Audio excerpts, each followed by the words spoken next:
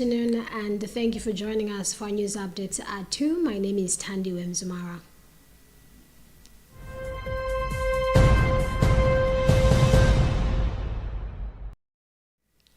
Pope Leo XIV has urged prayers for peace in the Democratic Republic of Congo, DRC, as violence in the country's east continues to drive families from their homes and across borders. Speaking after praying the Angelus in St. Peter's Square on Sunday, the Pope also assured those affected by severe flooding in southern Africa of his prayers. The Pope also marked the start of the week of prayer for Christian unity. The theme for this year's observance is drawn from St. Paul's letter to the Ephesians on Ephesians chapter 4, verse 4. The prayers and reflections, the Pope say, are prepared by an ecumenical group coordinated by the Armenian Apostolic Church's Department of Interchurch Relations.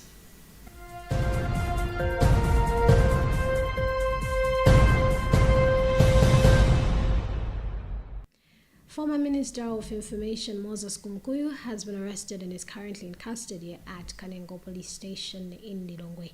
Kumkuyu earlier presented himself at police headquarters in Area 30 after learning that police were looking for him. Police spokesperson Laoshi Mtembo said that Kumkuyu was being questioned over remarks he made last week at the Malawi Congress Party headquarters during the funeral ceremony of former First Deputy Speaker of Parliament Madalitsoka Zombo, which police say could incite violence.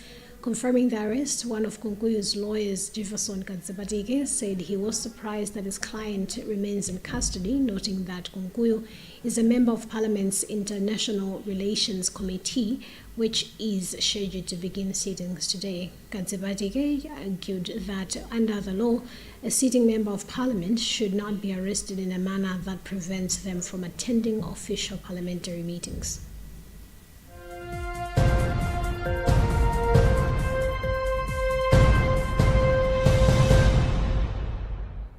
The party is demanding an apology from Second Vice President Enoch Shihana over remarks he made during the launch of the tree planting season in Palombe district last Friday.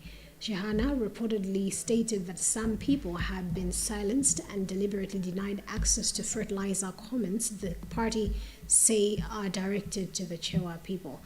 UP President Thomas Wezi Kaumba has described the remarks as immoral and a sign of failed leadership, reminding the second vice president that his office is meant to unite all Malawians, not to divide them along cultural lines. The party has also noted that this is not the first time Chihana has made what it calls culturally insensitive statements, recalling similar remarks against the Chewa culture in 2024.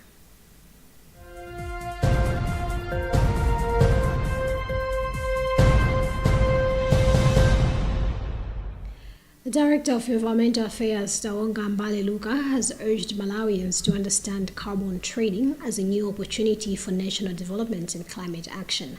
Speaking during a media orientation on carbon trading currently underway in Salima, Mbale-Luka has said carbon trading can provide financing for conservation, climate adaptation, and mitigation, whilst also supporting sustainable livelihoods and bringing new technologies into the country. Mbale-Luka has noted that there is a growing interest from investors, with several already beginning the carbon trading process, although the country is yet to fully realize the benefits. She has added that government has since put in place a national carbon market framework to guide the process and ensure projects align with the national priorities.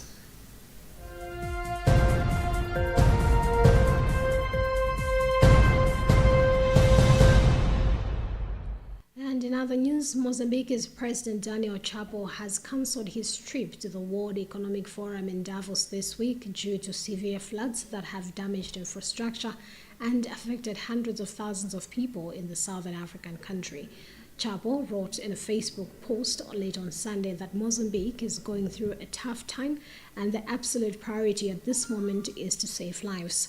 Heavy rains since mid-December have caused widespread floods in Mozambique's Gaza, Maputo, and Sofala provinces, with several river basins above alert levels, the United Nations Office for the Coordination of Humanitarian Affairs said in a report on Sunday.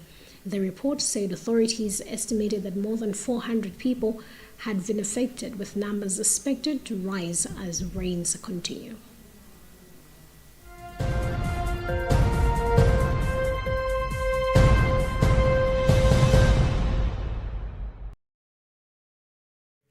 And that's about what we had time for in this edition of our news updates at 2. Now remember that you can catch these updates and many more on our Facebook page. We are on Facebook at Luntha Television.